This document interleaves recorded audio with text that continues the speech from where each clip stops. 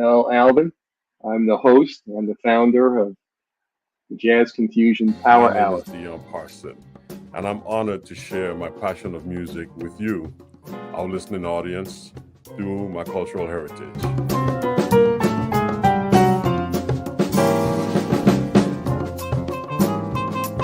Things can change for you too. If you want to be brand new, that is absolutely possible.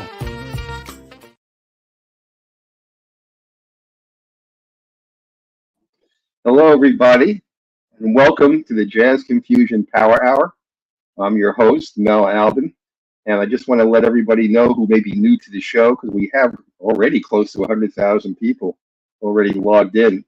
I just want to tell you about a little bit about what we're after. We're looking to really get you to know the artist behind the music.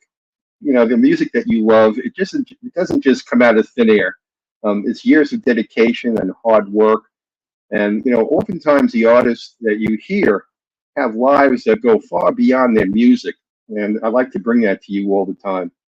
You know, so again, for those of you who aren't familiar with the show, welcome.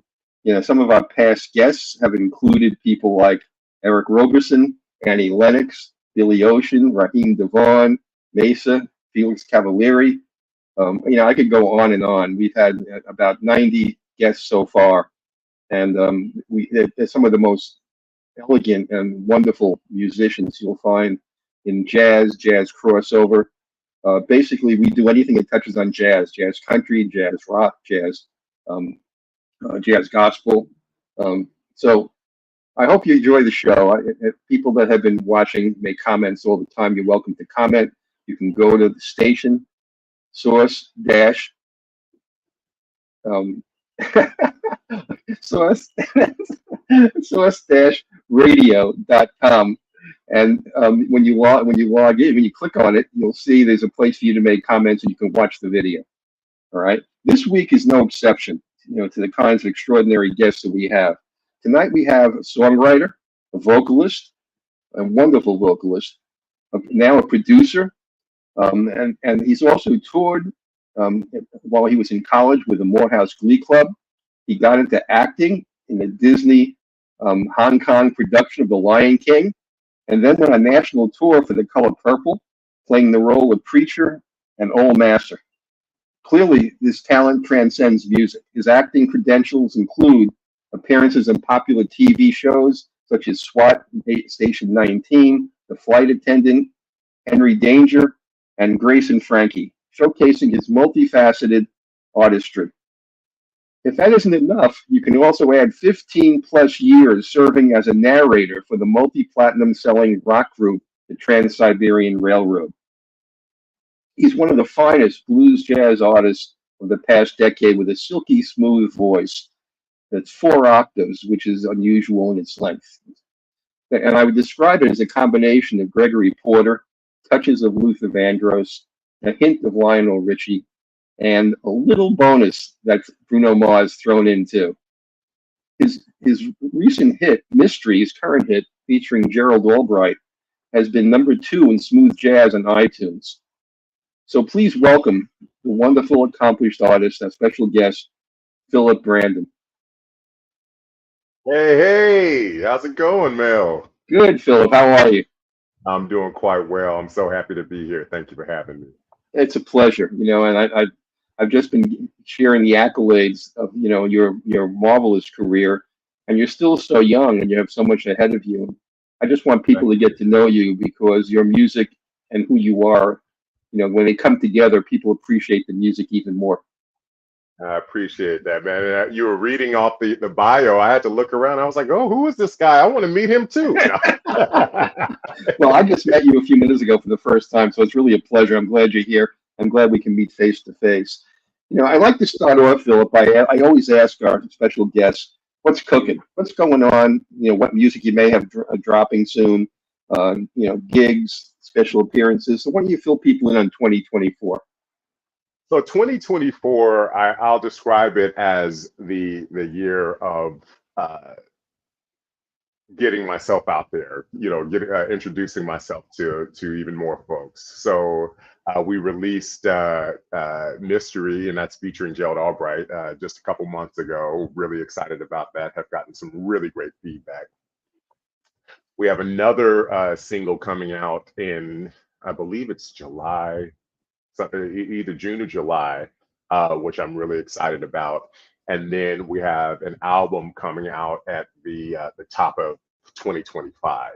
And so the thing that's coming up now is on the 29th of this month here in Hollywood, California, I'll be doing a release party for Mystery here at the Catalina Jazz Club. So I'm really, really excited about that. I'll have the full band and singers and all that. And then ramping up to do a tour in 2025. So this year, 2024, is just the introduction to more people. That sounds like you're going to be plenty busy. Yeah. We already have a comment from Brenda Davis.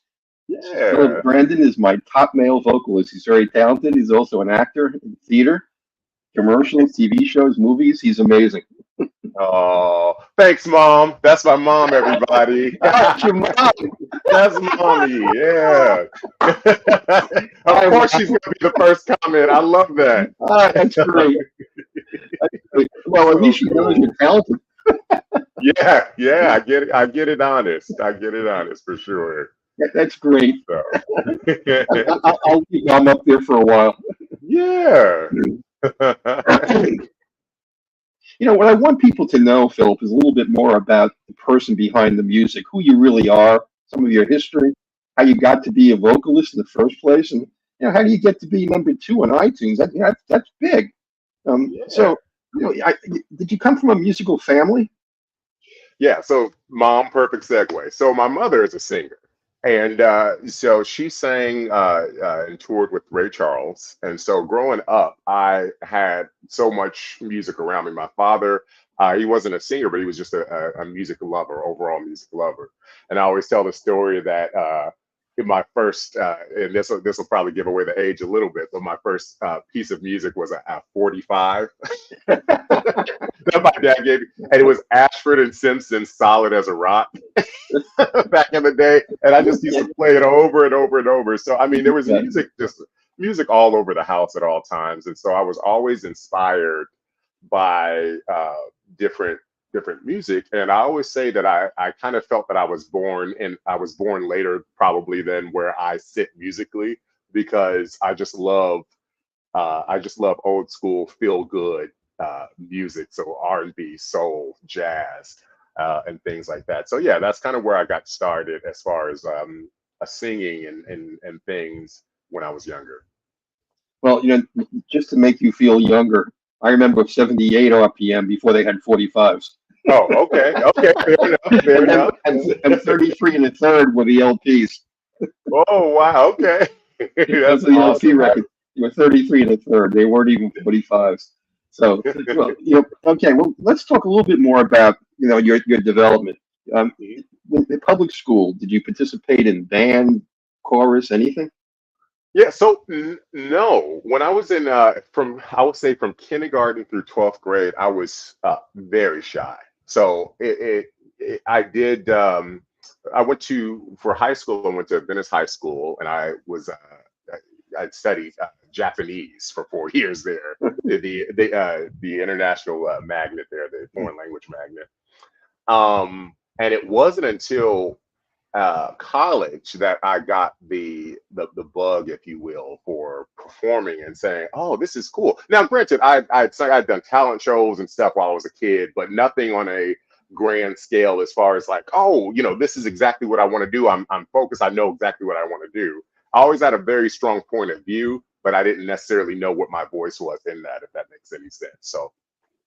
So yeah, from kindergarten till 12th grade, I didn't really do much as far as the arts are concerned, and then I made up for it tenfold in college, because then I was in everything. I was in chamber orchestra, I was in the glee club, I was doing musical theater workshops. I said, oh man, I have all of this at my fingertips. Let me just try everything and see where I land. What was the catalyst when you went to Morehouse? Okay, Yeah. well, what was the catalyst after not being involved really in public school those years in music? What suddenly hit you?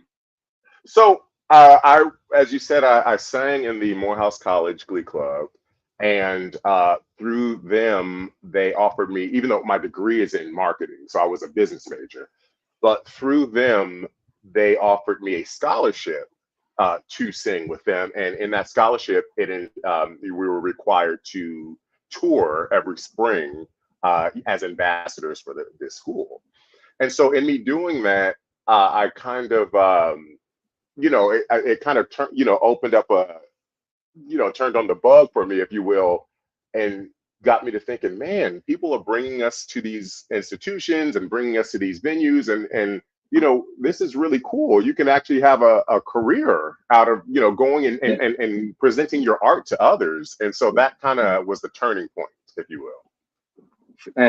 And while you were touring, did you make other connections? What happened? What grew out of that? Yeah, so from there,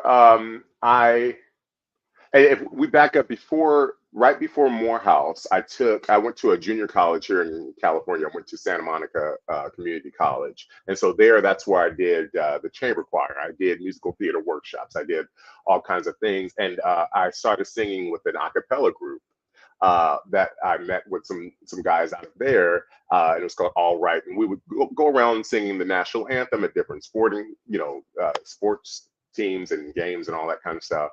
And so that kind of, opened me up to even reading music and learning how to do things like that. And so, excuse me. So even though you weren't doing anything in public school, you were working as a vocalist and. Correct, but this is still Yes. still after I graduated high school, though. Right. Yes, but yes, Okay. absolutely. Yeah, I was definitely doing that, and that was really cool. And so, that's kind of where I made those connections to see, like, oh, okay. And I remember one of the coolest connections that I always love talking about is when I was singing with the a cappella group. I get a call one day from one of the guys, hey, can you come to the studio? We want to, do this song. We want to do a Santana song. I was like, okay, this is awesome. So I get to the studio, and the studio was for rehearsal to do a tribute to Carlos Santana. So we actually ended up, one of my first big gigs is actually doing a tribute to Carlos Santana with him sitting right in the front row. And I'm just like, wow. Yeah. Oh, okay, this is how this goes, so that, talk about an introduction, you know what I mean? Yeah, That was yeah. really, really cool. Yeah. So much of life, and I briefly talked to you about this before we started the show. So many things are serendipitous, I mean, they're unplanned, and they set people on a course sometimes, that they had never anticipated.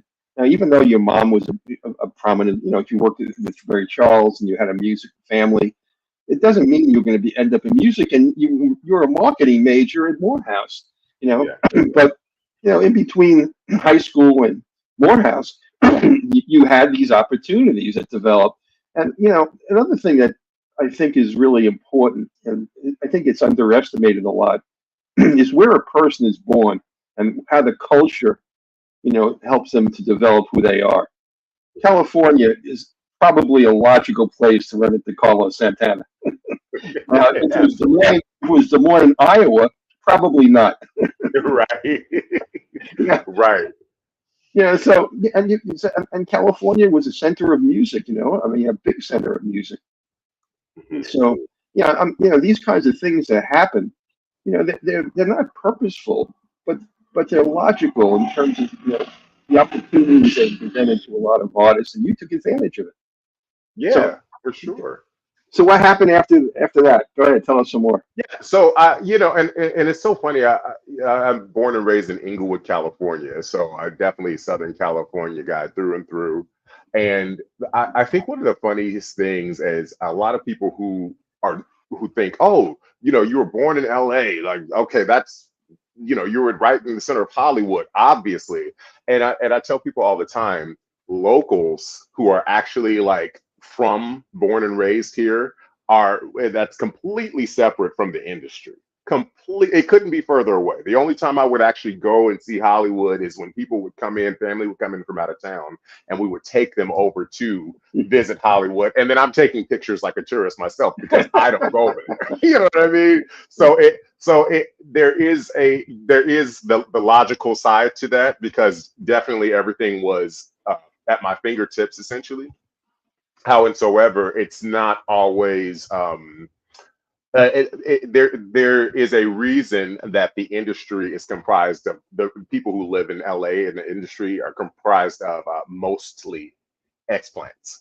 You know what I mean? People who just move in. So there's not a lot of folks. And as a matter of fact, when I go about, even when I'm, dealing with on sets and in studios and stuff, when I tell people where I'm from, they look at me crazier than if I said I was from Des Moines, Iowa. They're like, wait, you're from here? And I'm like, yeah, because, and I do the same thing. It's very rare. So, but, it's funny too, because it's like, there's a certain sound that comes from wherever you're from, like if you're from Detroit, you're from Motown. If you're from, Philadelphia, you have the Philly sound. So there's certain things that kind of lend itself to, whether it's purposeful or not. Right.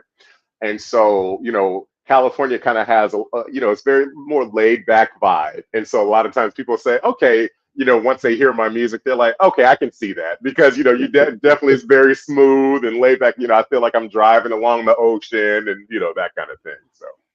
Yeah. But so much of that music, the Beach Boys, the Mamas and Papas, I mean, Southern California had its own sound. Jefferson Airplane, Jefferson Starship. It had a strong impact on rock music and the development of music from the 60s onward. Yes, absolutely. Yeah. Tell me a little bit more. I'm just curious. You ended up touring with Disney, doing The Lion King in Hong Kong. And from that, other things started to develop for you. What were some of the things that grew out of that experience?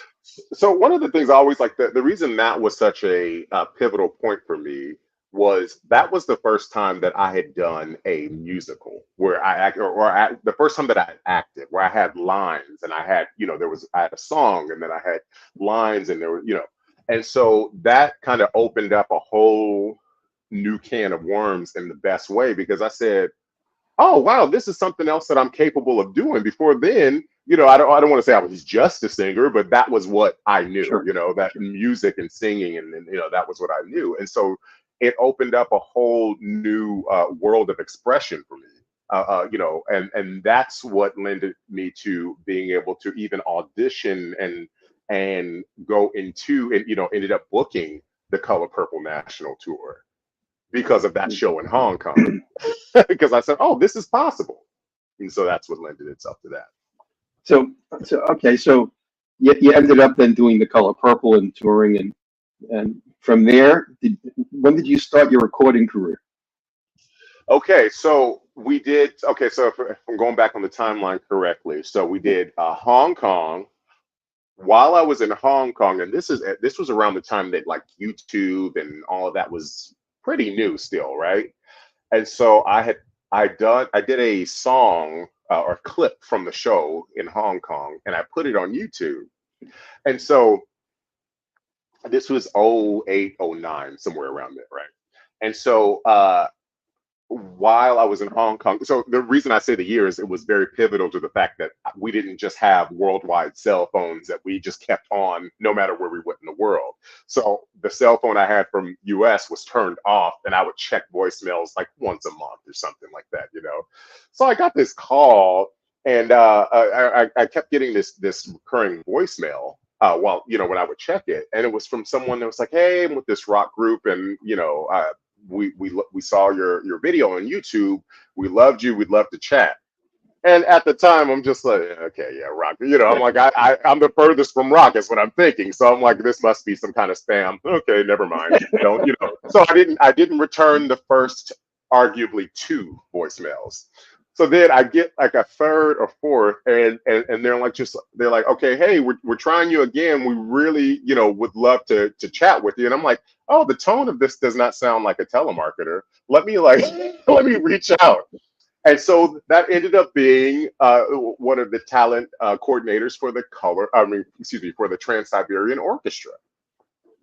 And so it's, you talk about serendipitous. So from there, I was almost at the end of my contract with the Lion King. So I said, hey, I'm coming back to the US in whatever, a couple months or whatever. And so she said, yeah, great. We would love to meet with you. So then I started that.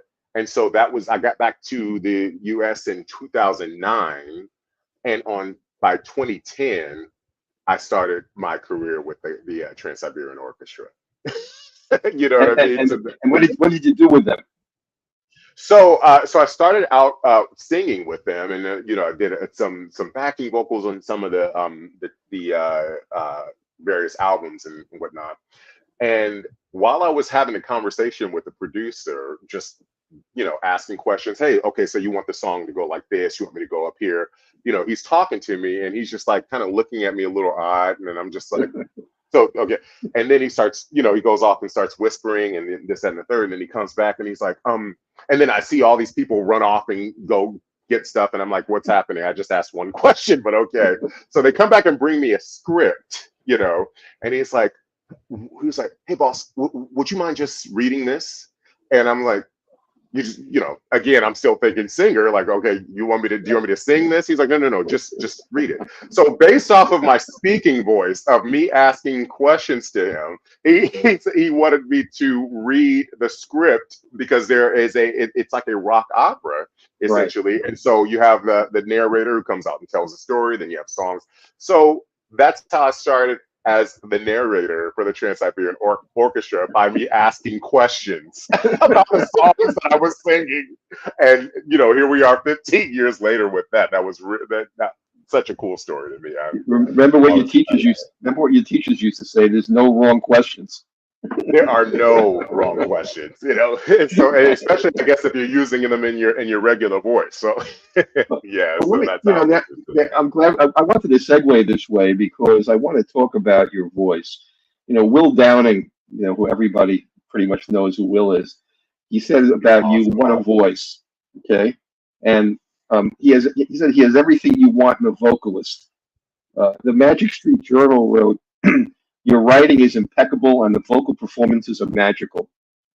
So I want to, I followed you for a number of years, and you have, I consider kind of a classic, really classic old school R&B voice.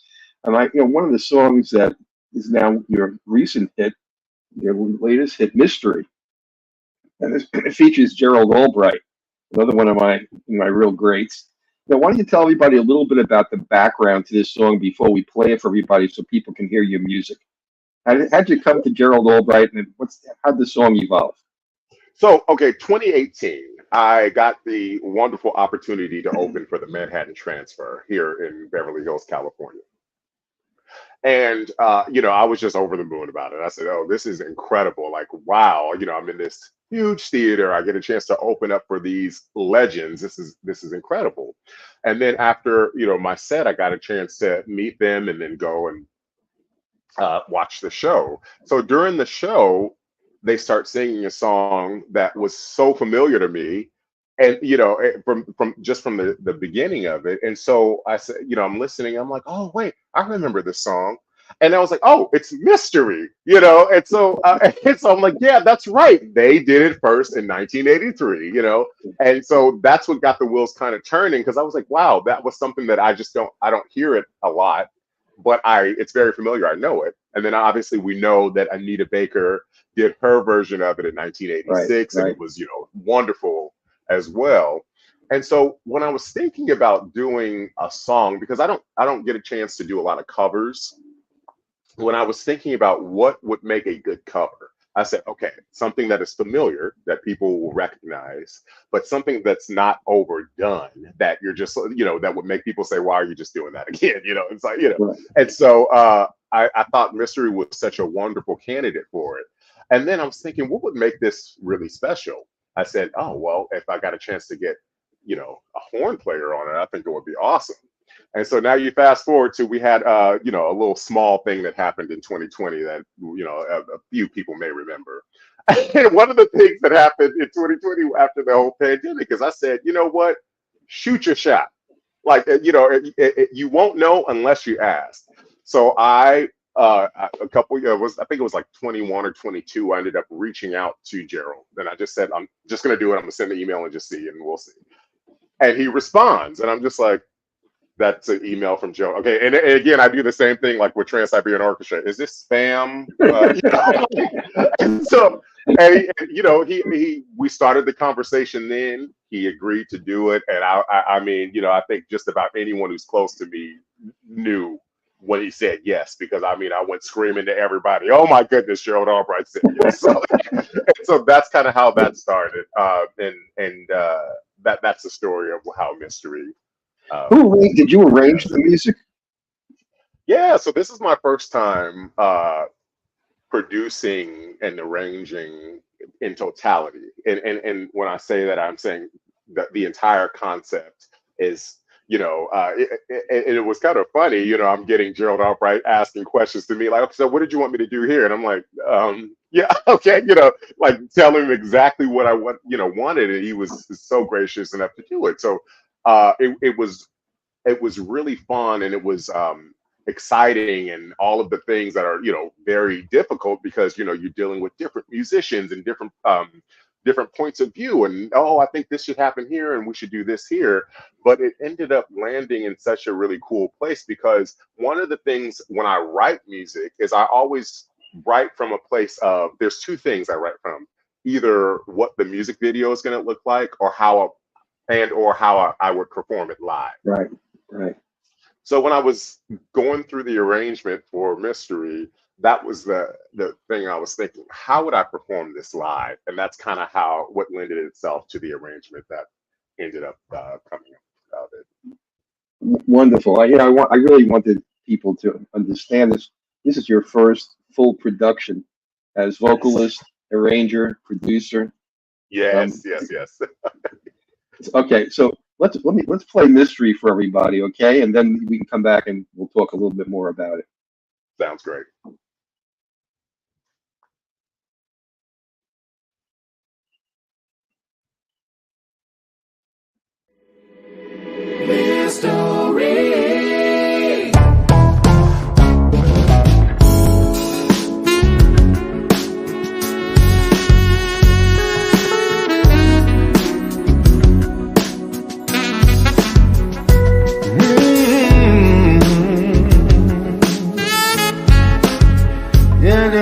Yeah.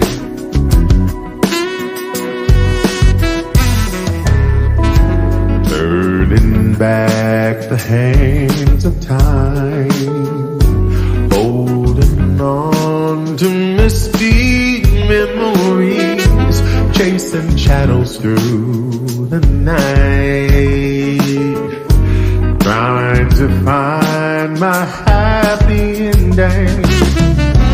Reaching out for another chance at heaven. We'll find a way if we try. Baby, believe in the mystery like it used to be. More than lonely drifters in the dark, I can remember the sun inside. Love held us tight.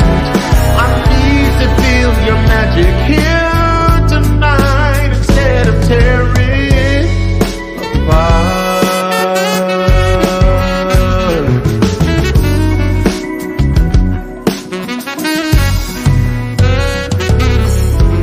Diamonds shining in the night, lying soft and warm together.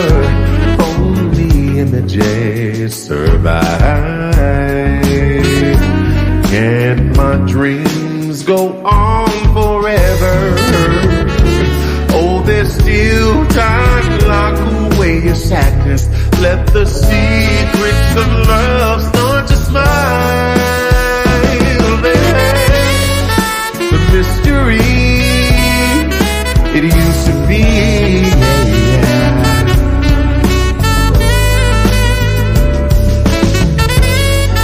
The tender days, the love we made.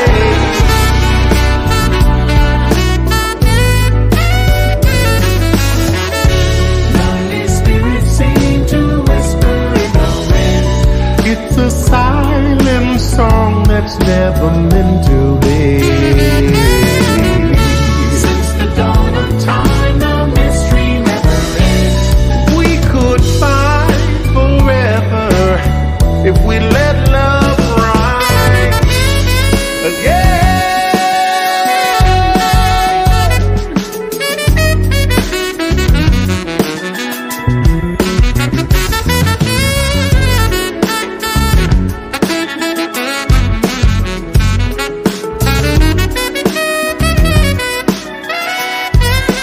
Tell me why can't we reach for another chance at heaven?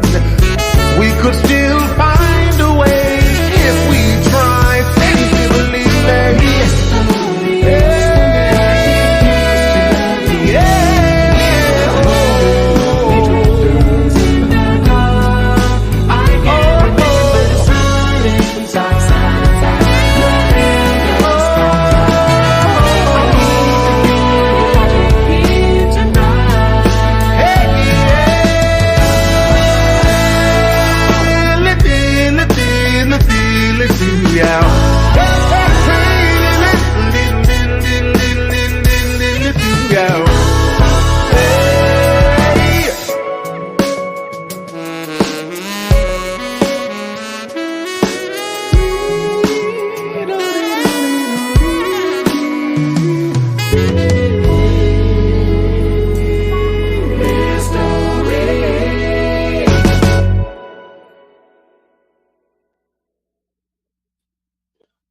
I apologize, Philip. I didn't have the cover art for your show. I thought it was linked to the MP3.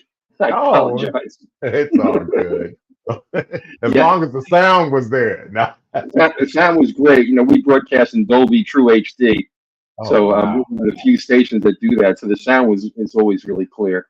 That's a wonderful track, and you know your arrangement is so good because you know people that when they do covers, there's two kinds. One kind is they try to sound exactly like the original artist performed it, and the other way is they try to make it their own. And you definitely made this your own, and you know it's a terrific track. Thank you Great so song. much. Yeah, you know one of my friends, Macy Gray. Macy, I don't know if you know Macy, but she does a lot of covers, and every time she does a cover, it's better than the original, in my opinion. You know, Yeah. she makes it her own, and yours is as good, if not better, than the original. It's an excellent arrangement. Thank you so much, Mel. Yeah, that was one of the things that, like I said, in terms of how, when I'm writing or when I'm arranging now, I think of in terms of how would I perform this live. And when I do any cover live, I always do it the way that I would do it. I put my own, or try to put my own stamp on it. So that is very kind of you to say that. That's awesome to hear. Thank you very much. It's true, and we're going to play a few more of your songs tonight for our listeners so they can get a feel for the range of your music. But you're just an excellent arranger, and it's not easy to wear a lot of hats. It's hard when you're the vocalist, you're the arranger, you're the producer. It's hard to even have the song have commercial appeal and still be true to what you're trying to get people to hear. And you succeeded. It's Thank admirable. you. Thank you. Thank you. It's funny because, I think that the commercial appeal is something that I love things that are catchy, but also I love, any singers that I love have been more song stylists, so I've been really working to try to merge the two because I think that can be something that, a lot of people say, oh, well, if they're kind of singing too jazzy or too this or too that, it won't have as much commercial success. And I'm like, well, I don't know. Maybe, if you have some elements that, That's right. both can coexist, Yeah, absolutely. You know, there's kind of a phrase, radio ready. Yeah. You know, and Yeah. and you know, you can make something radio ready, and nobody's interested in listening to it. Yeah. So that's not the end all and be all. And I think it's a blend, and I think you have a good ear for what you know to be able to maintain the integrity of the song. And yeah, it has very strong appeal. You know, so Thank again, you. I love the track. You know, what I'd like to do is talk a little bit about a little digression here, just to talk about something else. And you and I talked about this a little bit earlier. Um, you have a great affinity for blues, jazz, and something called pop. And you're the way in which I know you've described pop is pop before pop became a genre or a format. And exactly, it's what the name implied. It used to mean popular. You want to talk about that a little bit and how that impacts your music. Yeah, I think that was one of the things that again, like I said, I oftentimes feel like I was born later than where I sit musically because the stuff that I was listening to, that my parents were listening to, and that I loved growing up, it was all pop music. You have Earth, Wind, and Fire, and all these Right. wonderful folks who were just played on pop radio because it was popular, and there was no particular sound for That's pop. right. That's There right. were so many different things, which is why growing up we had so many different things across the board. You knew whatever made it to pop radio because it was popular. You knew, and there were some rock tunes, there were some soul Right. tunes, there were Yeah. jazz tunes. There were it's like you have. I remember it was like Al Jarreau. I think it was in the early '80s. He was top 10 on Billboard. For pop. You know what I mean?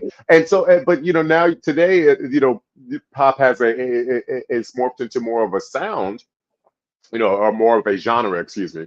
And so I just think that, for me, my vision is for pop to be, when people hear it and they just want to hear it and radios play it. And I think it would be great if pop can just go back to being whatever is just particularly popular.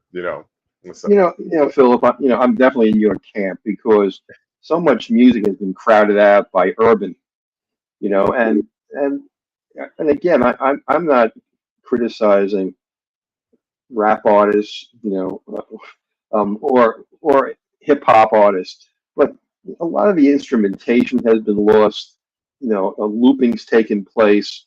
Um, it's more technically produced and instrumentally produced, and and all the different genres that we knew, and you've talked about them already just now. Rock, jazz. Al Jarreau is jazz and pop. He's popular. absolutely, And absolutely. and so you would hear a jazz and Al Jarreau on the radio, and you hear the Rolling Stones, and then you hear you hear Kenny Loggins, and and then you hear somebody from country. You're right. It was multi-genre, and you got a sample of what's out there in terms of music. And now the range of music has become so narrow in scope. What you hear on radio, and on radio and FM radio stations are losing their audience, and it's because you know a lot of young people want to hear something else. They're interested. In the UK, I know jazz is taking off again. They have jazz hip hop, and yeah, and you look at people like Kamasi Washington, who's out in California, of course, and he Yeah, and yeah. he's doing jazz hip hop, and so the crossover genres, and they're trying to expand the musical palette, I think, again, because it's Mhm. become so narrowed. And there's a real place for what you're doing because you're bringing something that's it's not just old school. It's an updated, current interpretation of a standard. And I think this is it's a growing place for this kind of music. And and internet radio, my radio station, Source Radio, Mhm. we play anything connected to jazz, jazz gospel, jazz rock, jazz pop. I love Use that. term, yeah, and you know, and jazz rock, and the reason is because we want to represent the different kinds of artists, musicians, vocalists that are out there. It's not just one thing, and you know, so you know, that leads me to kind of the next question: the music scene today. You know, do you think it's going in a good direction? What's your take on it as an Yeah, artist? I think it's going in a direction, and I think it's incumbent upon the artist to really push art. You know, we have so many different avenues to do that, and I think now that there's because of social media, because of technology, there is a lot more power in the artist's hands now. You know what I mean? And so I think as opposed to chasing a sound, Right. uh, I think it really is important to create from the heart, create art, not trying to purposely create something that is radio ready or a commercial hit, but let that be because what you created was so awesome that people want to hear it. And so I think I so to your question, is it going that's why the best way for me to put it is going in a direction, but I think it really is incumbent upon us to really kind of help stir that into a direction of that, because people are going to listen to what they want to listen to, right? So if that is the case, if the listeners are going to listen to or be drawn to what draws them in, then what better way than to create from the heart? Because it's like, well, let me just create. I think Richard Marx said this once. He's like, when you're writing, when you're creating, you create from a very selfish place, in hopes that somebody else will catch on to that and follow along with you. And so I really believe in that wholeheartedly. I say, hey, this is what I'm feeling. This is what feels good to me. This is where I'm sitting. This is what I've observed, and this is my point of view on that. So now let me just create that, and then hopefully somebody will listen and enjoy. But I think that is what's going to kind of change the course of where music is living right now. I think you're right. And there were rumblings. There was Bruno Mars, and now there's Jean Baptiste. There are people out there that bring something new and different, and Yeah. and people want to hear it. People know, they clamor to it. Yeah, exactly. Like Yeah, when Bruno Mars, when he came out with that Uptown Funk a few, however many years back, and with like Bronson. 2010. Yeah, Yeah, was that 2010? Oh yeah, my God. yeah, yeah. Oh wow. But anyway, that should have let us know then, like, oh my God, it was so, yes, it was like it kind of was an older take, or it was an older genre, if you will, with the funk. But then you bring in his perspective, their perspectives of where they were sitting now, and of course it was updated. It couldn't help but be updated. Technology is different, so it was going to be updated. So I think that was, that should be a telltale sign of, just create. Yeah, no, I think you're absolutely right. And where do you see your music evolving to? If I ask you 5 years from now, what kind of music do you see yourself playing? What would you say? Um, so it's funny because I don't really. I think that I like jazz is the home base always, because that's just that's what speaks to me. But I don't really classify it as a particular. I don't like being put in a box when it comes to that. So I think it's whatever life experiences I'm able to observe are put into me at that time is where I'll be. So it will definitely be something that is jazz based, because that's just where I sit. It's funny, anytime I'm singing anything, or even if I'm doing musical theater or something, they'll say, okay, we want you to sing this line. Do Phillip right here. Just do what you would do. And I'm like, and it's like, we don't even have to say what that is, but we all know that's steeped in jazz. They want me to do my thing, And so it will definitely be there. But the more that I observe life and take in life experiences, the more it will lend itself to where my music will be. So it's the I know it's going to be feel great to me, and hopefully it'll bring some other folks along with me on the ride. You know, it's funny, some of the things you're saying really resonate with me. Last year, Eric Clapton sat in with Wynton Marsalis at Lincoln Center because he's been a closet jazz fan his whole life, Yeah, and he's always wanted to play jazz. You know, yeah, and here that probably one of the great rock guitarists ever. You know, he's been a jazz aficionado, and jazz is the only true form of American music. That's it. You know, and you know, it is our classical offering to the world, literally. Full absolutely, stop. and you have to come back to it. You can't escape it. I mean, Yeah, it's inescapable because yeah, it's so fundamental and so basic to America. You know, and yes, absolutely. so you know, so Totally agree with that. yeah, so I hear what you're saying that jazz will always be with you. You know, I Yeah. want to talk about some of your earlier work because Okay. I think it has it reflects who you are as a man, as a person, as an artist. Um, and I know that maybe you can talk about your first hit or your first song. I think at that same time started to put together a band, a special talented band that you wanted to work with. Why don't you talk about that a little bit? Yeah, so my first project was back in 2013, I believe, and that was my self-titled debut EP, and that had 5 songs on it. And basically, I kind of just wanted to get any kind of musical expression out that was there. So that had some elements of rock in it, some kind of jazz rock tunes in there, and then there was one that actually got a little bit of buzz with the jazz radio, smooth jazz market, which was called "Sail On," and that was definitely the more smoother, kind of more urban AC of all the tunes on there. And that was around the time one of my good buddies, he goes by Dr. Ford. He's based out of Nashville now. Wonderful producer, wonderful mixer and ranger and all those kinds of things. He's the one who was at the helm of that. And then we had a couple of guys from Aloe Black's band who were gracious enough to play on that with me. And that was one of that was back in 2013. And so then 4 years after that is when I released my first LP, which was called The Story Begins. And then we got some really cool success on that one as well.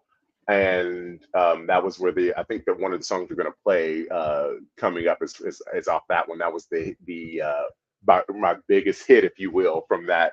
Well, actually, period. It spent 12 weeks on the Smooth Jazz Billboard Top 20. So I was really, really excited about that one. And that was which one is that? That one was called Come On. Come on, right? Yeah. We'll play that. But you had a song that I've listened to several times. It has a real, I think, a personal resonance with you. It's called Chocolate Child. Oh yes. You want to talk about that a little bit because I think that's a song that should have gotten a whole bunch more attention than it did, for what it says as well as how you performed it.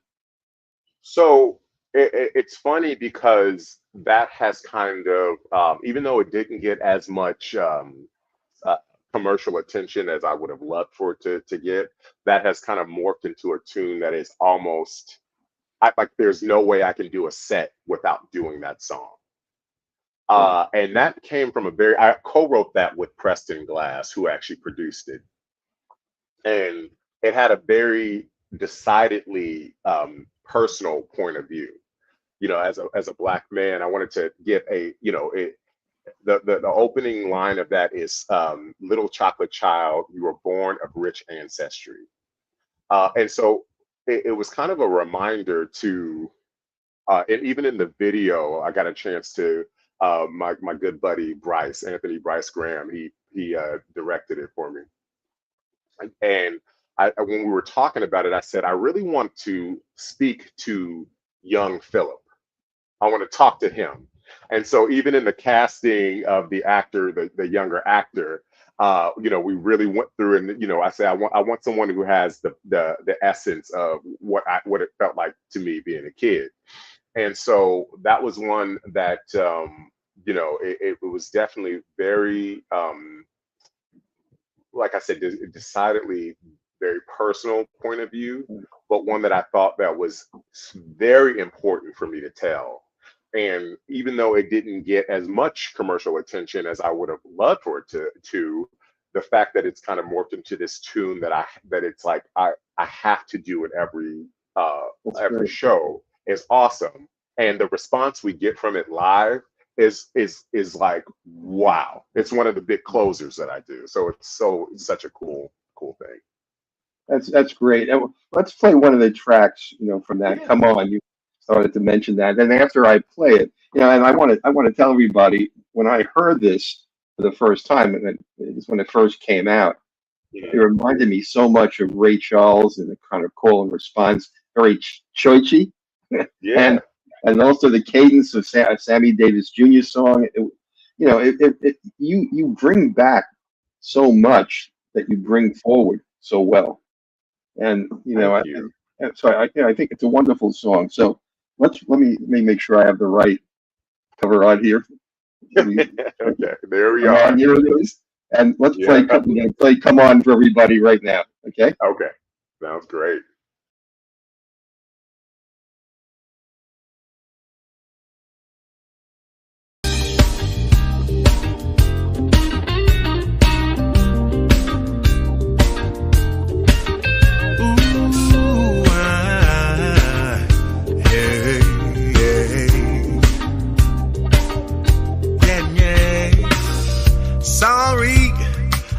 Something to tell you, but I haven't got the tact to care.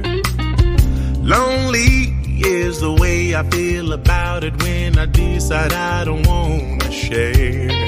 How do I make you see beneath the surface is a bed of lies? When will you come with me? Assuming we know nothing makes us wise. Come on, together, no matter the weather, will make us all better if we do it. Come on, together, no matter the weather, will make us all better if we do it. Regrets are excuses made of candy, making failure taste so good and sweet. Never will I just sit and watch a film about a world that beats you down and then puts it on repeat. How do I help you, please? Pull back the blanket and unveil the disguise. Right this way, come with me. After we do better, comes the surprise. Come on, together. The weather will make us all better if we do it. Come on, together.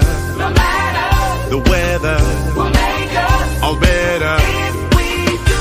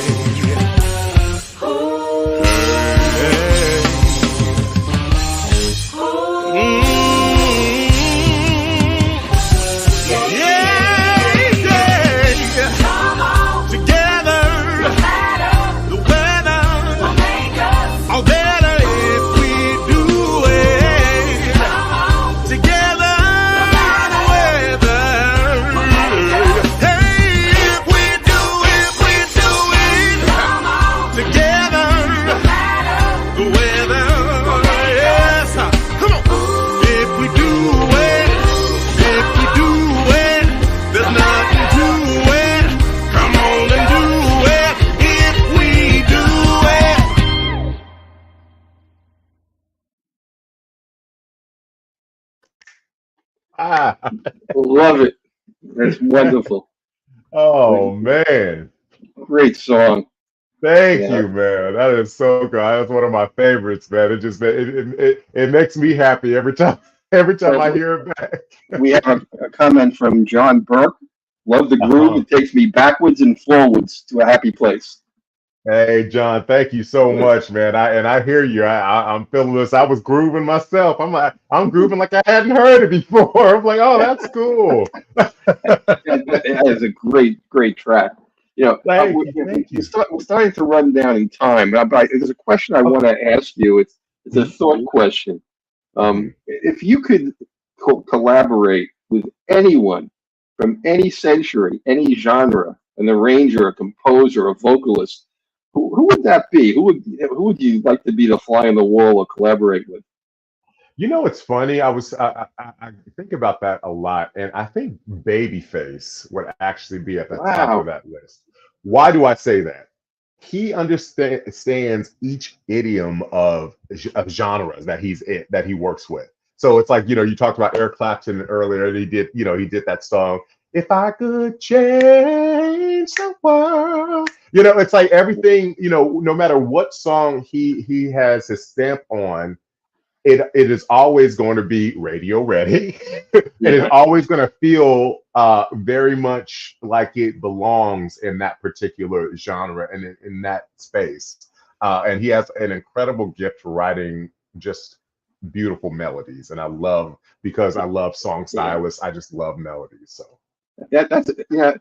This always interests me. I had Wele on, several months ago, and when yeah. I asked him the question, he said Minnie Riperton, who I never would have Ooh, guessed, but it makes a lot of oh, sense. Given the kind of music. yeah. And- But I get some great, Babyface. I never would have expected that would have been your choice, but I understand it. I mean, you said it. Yeah. Perfect sense to me. Yes, absolutely. Yeah, he's so awesome. Well, So look, I want people to hear one more of your songs. okay. Okay. Um, yeah. Tell me one thing. Am I correct that you become very not only multidisciplinary, but do you play instruments too? So I don't play any instruments, but what I do is if I'm writing something, I will plunk through some chords on a piano. But I Okay. don't do anything enough to play publicly at all. But yeah, I Well, the definitely reason I'm play asking instruments. you, the reason I'm asking, when you compose a song, do you think about the lyrics, or do you kind of lay out a tune on the piano? I mean, how does it? It goes back and forth to be quite honest. Like sometimes I'll hear a hook or chorus. Sometimes I'll hear what I think is a hook or chorus, but it'll really be a verse. Sometimes I'll think what I hear a verse, and it really is something that the guitarist is doing. And Okay. so it really just runs the gamut. So I just run around with my recorder and my phone all the time. For whatever reason, when I'm in motion, when I'm traveling on an airplane or driving, that's when the creative juices really flow. So I just always keep it handy. But you should see the faces on the people next to me on a plane when I'm like off like this. I'm gonna tell me something in the phone, and they're just like, "Is he okay?" Yeah. Yeah, So well, yeah. One of the song I want to play, and the reason I took you down this path just now, I'm mm, curious. Mystic Blue. Oh, this when I heard the name, I thought right away of Misty Blue. yeah. Was there any connection when if there wasn't, that's fine. I'm just curious. There was no immediate connection that I can think of, but in terms of Mystic Blue, it was a metaphor for kind of like the world, or like like we have this big blue sphere. You know what I mean? That's kind of if you think about the Earth, and so that's kind of what came of that was, oh, it's like Mystic Blue. It's a mystery. So, how did this song evolve? Was it a lyrical thought you had, or So this one was another co-write with Preston Glass, and he presented an idea he had a melody for the actual chorus, but he didn't have any lyrics to it. And I was like, oh, I like that part. And so we did the thing where we kind of just like, oh, what if we put this part that you have at the end here and put it in the middle here, and kind of piece some things together that turned out to be what Mystic Blue ended up being. So it was a really cool partnership there. Why don't you tell people a little bit about Preston Glass, who he is? I don't know if everybody knows. Preston Glass is incredible, and so the funniest part, he's a producer, he's a songwriter. You know, he produced and co-wrote for Kenny G's album, one of his first albums, Natalie Cole, Aretha Franklin. I mean, it just runs the gamut. Like if you really look at his discography, you're just like, oh my God, how if you don't know his name, it's like, how did I not know his name? You know, like exactly. And so he's a good friend of my mom's. And so, you know, she was working with him on something, and she's like, Phil, I think that you should have a chat with him. I think he would really be a good home for you as far as building and writing. And so, you know, she did that. She made the introduction, and the rest is history. We should have had your mom on here with you tonight. I know. Well, she was the first comment, so she made her presence known. All right. Well, let's play for everybody the last song of the evening, and then we can kind of wrap up a little bit. Okay. So we're gonna play now. Mystic Blue. Okay.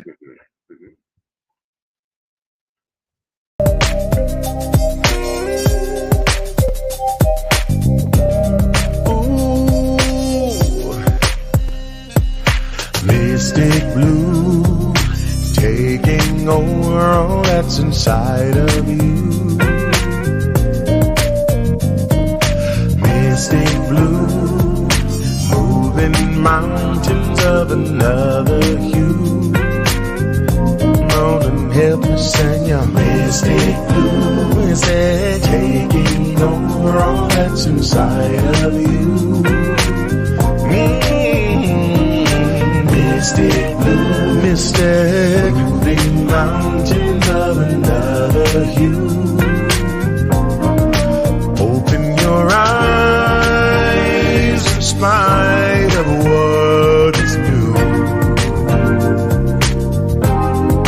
Look through your heart and keep an open view.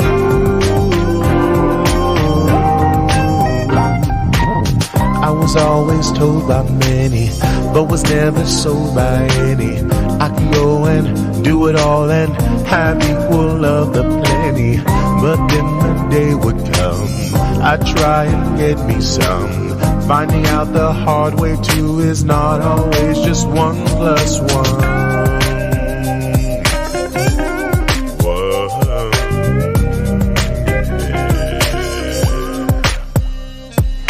Mystic blue, taking over all that's inside of you. In my heart, mystic blue, moving mountains of another hue. Follow your dreams into your own great day. Keep your light bright, just glow and shine away.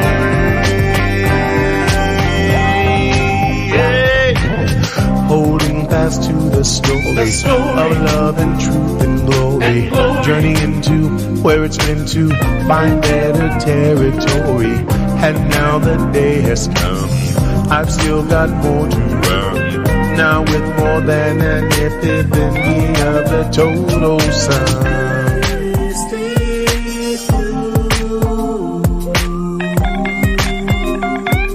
Mystic blue, mystic blue. Yeah. Mystic blue, mystic, taking over all that's inside of you. In my heart, in my mind, in my mystic soul. Blue, yeah. Moving mountains of another hue. Mystic blue, mystic, taking over all that's inside of you. Mystic, yeah. Mystic blue, mystic, you're moving mountains of another hue.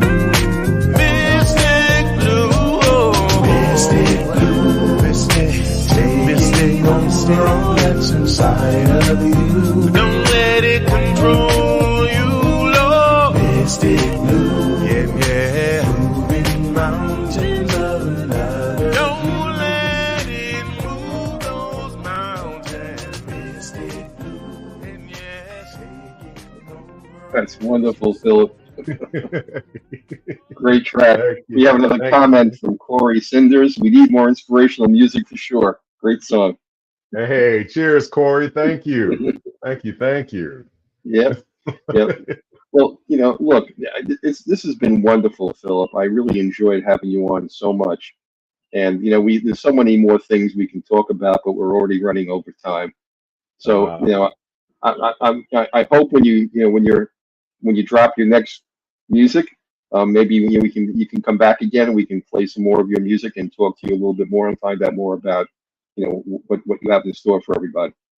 Absolutely, Mel. Thank you so much. This has been wonderful. Thank you. Good. I truly enjoyed it. So you have a great evening. You too, man. Thank you for the opportunity. I appreciate it. My pleasure. All right. Well, tune in next week for another edition of the Jazz Confusion Power Hour, and we'll have another really great guest. We have Carla Leal, who's a bass player and a wonderful musician, and a wonderful vocalist too at the same time. So tune in next Thursday night, 7 p.m. Eastern Daylight Time, for another edition of the Jazz Confusion Power Hour. Good night, everybody.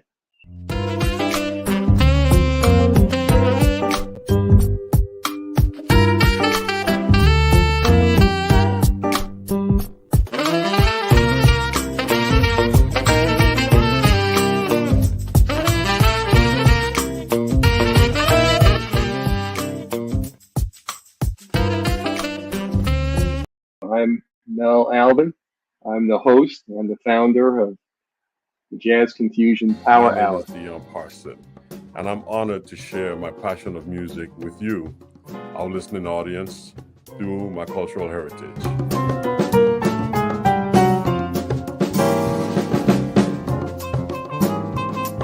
Things can change for you too. If you want to be brand